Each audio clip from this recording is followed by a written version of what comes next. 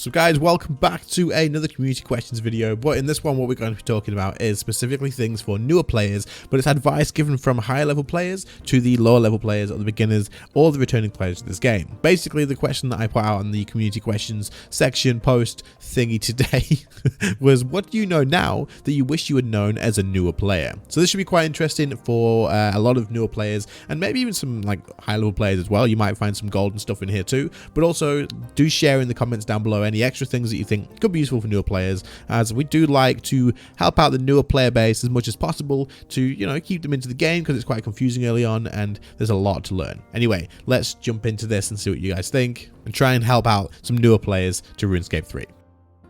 Alright, so we're going to go with the first comment from RS Luke. So thank you very much for this. You had the highest liked comment, I believe, in the whole thing. So it must be good advice. Let's have a look. You say, don't let other people tell you how to have fun. RuneScape is a game about setting your own goals. They don't have to be PVM, max, or clues. Don't ever feel like you being inefficient. Fun over anything else. So while very generic advice, this is very important advice and very, very good to open out the video on, I think. So Luke, thank you very much. And I think a lot of people also said the same sort of thing in here. So yeah, it's very important. This is something I stress a hell of a lot when I play this game. Play the game. It's a game. You're having fun. When you downloaded the game and you went to log into it, you thought, I hope this is a fun game, right? RuneScape is very easy to get carried away with though, because what you can do is realize that it takes quite a long time to level up your skills and stuff. Not like it used to, but quite a long time still all the same. And you want to be super efficient. And then people say, oh, you should be doing this, you should be doing that. This game's been around a long time. There's a lot of veterans who will tell you the best way, the most efficient way. The min-maxing in this game is insane. Like, it is so huge. So if you try and level up something in a way that you find fun, if it is slightly slower than the actual most efficient method, it is very likely that someone will try and correct you and say, why are you doing this? Go do this instead. If you find that fun, stick to it. Do whatever you think is going to be more enjoyable. Spend longer, and if you're enjoying it, then spend longer having fun. Like, why shorten the fun? But also, like he says, don't focus on like the same goals that everyone else has. You can do a lot of stuff in this game. Do it however you want to do it, and if you want to do something that makes no sense because that's what you personally want to do, then do it. Because if you enjoy it, then that's good. There's no final to the game, right? You can get trimmed comp, and that means you've done everything from quests to killing all the bosses and all that sort of stuff. But you can set yourself new goals whenever you want to, and you should absolutely be doing that and playing in the way that you want to go. So if you want to be a PVMer, then be a PVMer. If you want to just do clues and never do anything else, then just do clues. If you want to just level up only specific skills and pretend to be a chef or something, then like catch your own fish and set up a little restaurant in the Grand Exchange or whatever, then you do that. You do whatever you want to do. If there's some random person handing out pies in the Grand Exchange, I'll have one. I'm keen. Let's go. Where you at? What world? But yeah, no, basically do what you want to do. Don't get carried away with all the other stuff. And don't feel like people can tell you how to play or you should feel pressured into doing a specific thing. Ask advice and whatnot, that's fine. But yeah, just enjoy the game. It's a freaking game. The next comment is a brilliant one. I've had a quick read through it and I think it's great. So let's go. It says, skill matters more than gear. When I first tried to get into high level PVM, I'd watch YouTube videos to see how it's done. I'd see creators do these telos or next kills so quickly and easily, I convinced myself that if I had their gear, I could do it too.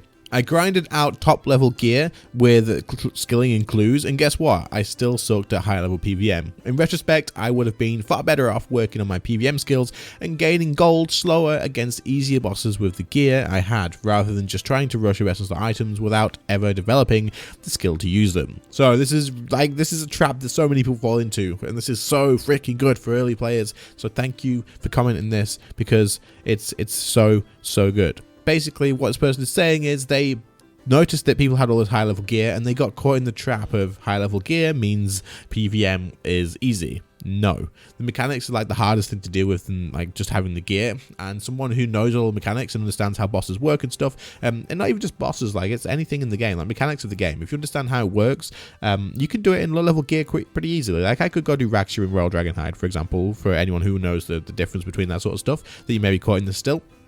I could go do that. Yeah, it would take longer, but I could definitely go do it. Having high level gear does help, but if you can't do the mechanics, then you can't do the mechanics. So what I would suggest doing is, if you want to get into PVM, like this person said, start a low level boss. Start a Vindictor. You can absolutely make all the money from skilling and clues the same way this person did, but don't then think you can go do Raksha straight away. I mean, if you pull it off, then freaking hell, grats to you. That's a massive jump. But most people are going to want to start like God Wars 2, learn Vindictor, learn Hellware, and then move your way up the ladder. I've done plenty of videos talking about PVM progression ladders and stuff, but Don't just chase the best in slot PVM gear. If you want to start PVM, get the gear that you need for the low level bosses and just start. Like, you don't have to get the best in slot before you start.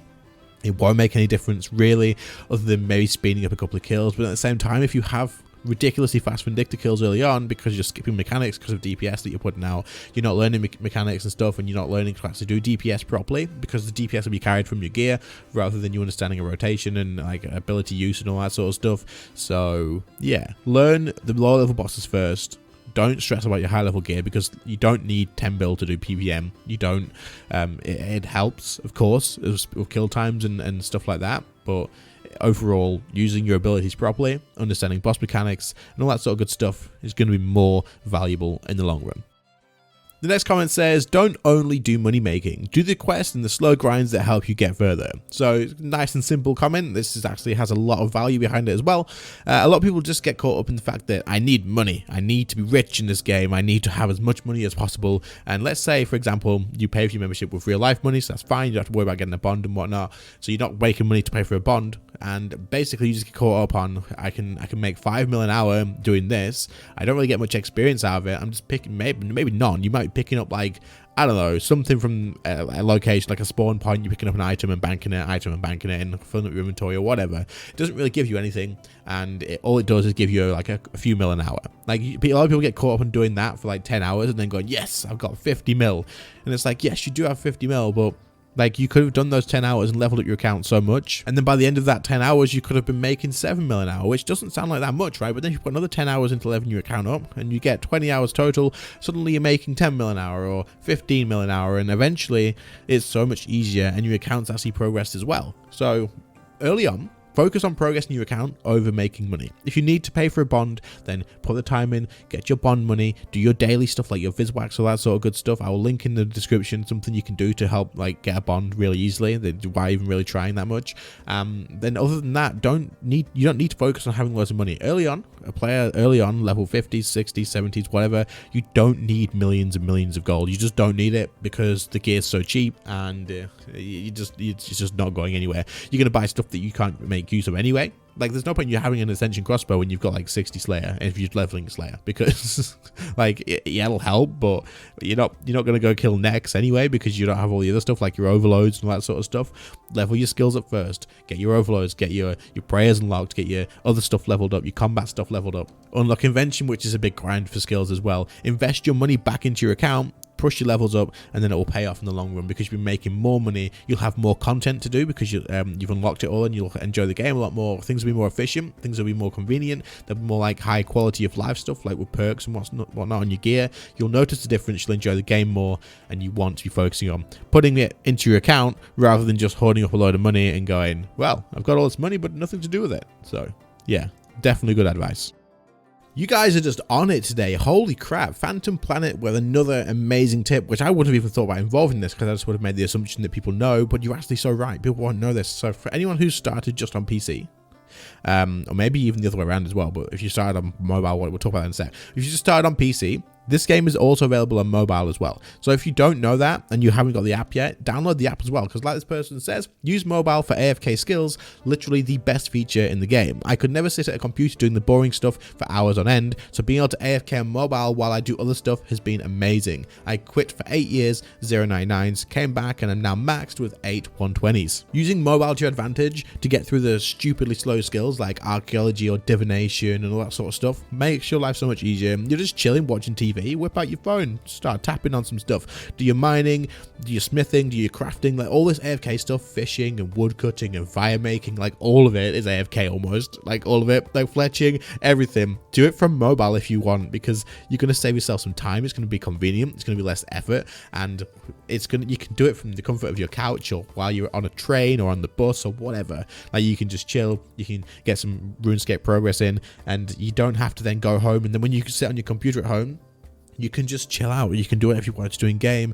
If you wanted to go kill some bosses instead, you can feel like you've made progress today, so let's go do the bosses or whatever. Like, you know, you take advantage of the mobile app. If you don't know about it, if you're like PC only, you didn't know it was on mobile yet because you just started maybe like last week and you just don't know yet, get it on your phone. Most Android phones, most modern phones, at least, like, as long as it's not like a stupidly old phone, then you should be okay to run it. It should be absolutely fine. So if you don't know about mobile, get it downloaded. And also, if you're a mobile only player, this game's also available on PC. So if there's anything you're struggling to do in game on mobile, you can also use it on PC or laptop. Of course, it's the same thing.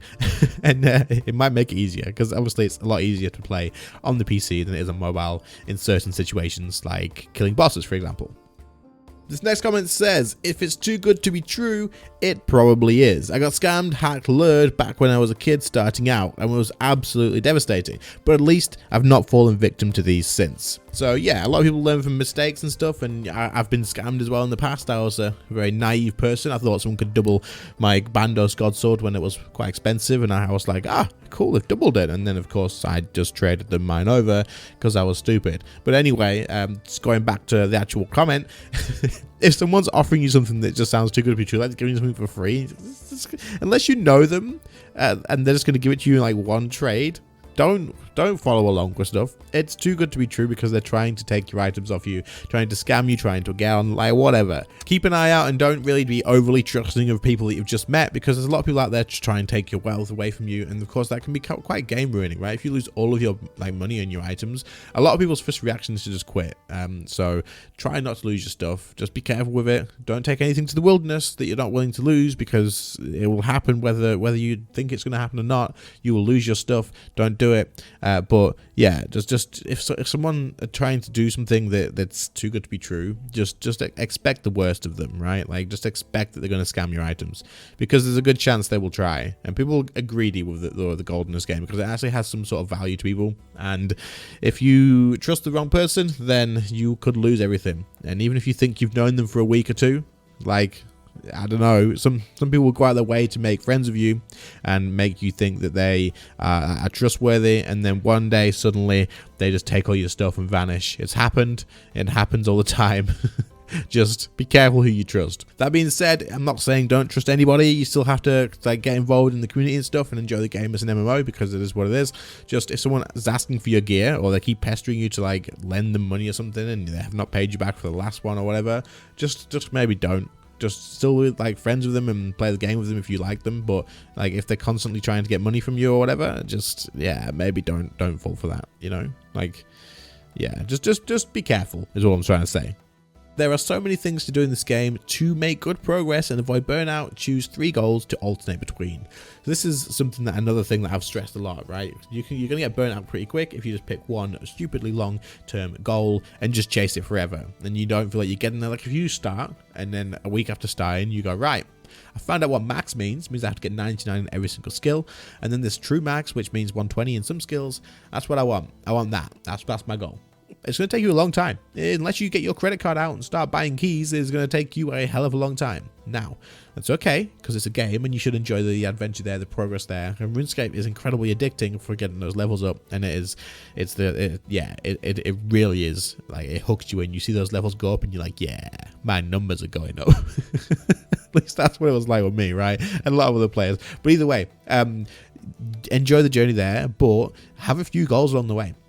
So if you make that big decision that you want to be maxed, then have a couple of other goals as well, like this person's saying, and work towards those and break it down. Especially if you're thinking about like going for like being an endgame PVM. Don't just think I want to get to endgame and do all the PVM. Trust me, there is so many steps along the way to get to that. You want to unlock your ancient curses, which is a quest line. You want ancient magic, which is this like a mid with that same quest line. And then there's all the other stuff you want to do. Like, there's so many quests to unlock and get through, and different gear pieces that you need to unlock, and like progress recount, and so many different combat stats and other skills in game, like your herb lore and your prayer. You need to set some goals along the way so that when you achieve those goals, you feel like you're getting somewhere. Because if your only goal is to get to endgame PVM, it is going to feel so long before you actually get that sense of achievement, because you haven't really set like any mid goals, right? You haven't achieved that goal for so freaking long. And while you've achieved those other things, if they're not your goals as well, like short-term goals, then you kind of get burnt out a little bit. So what I would suggest you do is make a goal to complete the temple at Sentiston. For anyone who knows what that is, it is the quest to get your ancient curses unlocked. Set that as like your one of your first goals as well, like a far goal, but set that as one of your goals as well. Then once that's done, you're not ready to PVM yet, but at least you've got that sense of achievement, like, yeah, I've done this, and yeah. have multiple goals, work on different bounce between them, so you're not only working towards one thing like this person says, and you can mix up the gameplay a little bit. Don't let yourself get burnt out by just doing the same thing. Don't just go, as soon as you start, I want 99 woodcutting, nothing else, and then you just do woodcutting for a month. Like, you're gonna get fed up. Go do something else, come back to it. The game will still be here tomorrow.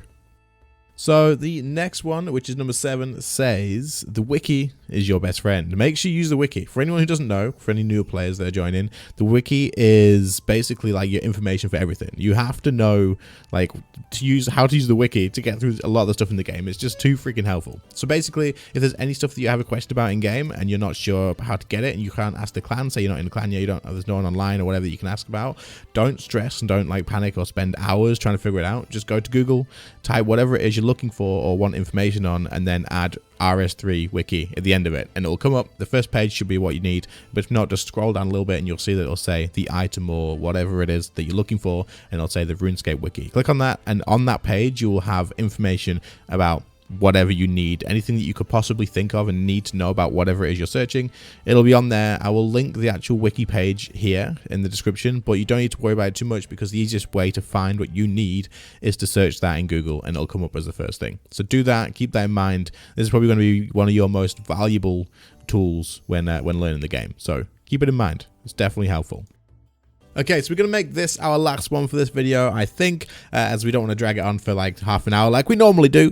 But this one is from Boss Tweed, and you say, bank presets and keybinds, especially for skill grinding. Now, a lot of people might think, well, of course you're going to use bank presets. Everybody uses bank presets, right? Rynetchi, right? So there's a lot of people that don't actually use the bank presets, and they really should. Like, I don't know if we could call this one out, but Rynetchi, who was another YouTuber for RuneScape, by the way, I'll link his channel in the description, go and check it out. He didn't use bank presets for so freaking long, for PVM, for other stuff as well. Why? Use your freaking bank presets, man. Like, they're so good, and they save you so much time and effort, and just make things convenient. Get your bank presets set up. Use your keybinds for certain things as well. It's so important. It saves you a lot of time. It makes it more convenient. It makes the game, like the quality of life of playing, just feels so much better. And just use them. Take advantage of the tools you've got, and absolutely get these used. And while I did call out Rynetchi a little bit there, he's a good friend of mine, so it's absolutely fine. Don't worry about him. But yeah, do check out his channel. Definitely worth a check. But anyway, with that being said, that brings us to the end of this list. Hopefully it's been pretty useful for quite a lot of the newer players. There's always new players joining, and it's always confusing as hell, which means there's always new players leaving, because there could be a lot more done, to be fair, to help newer players understand the game. There just could be.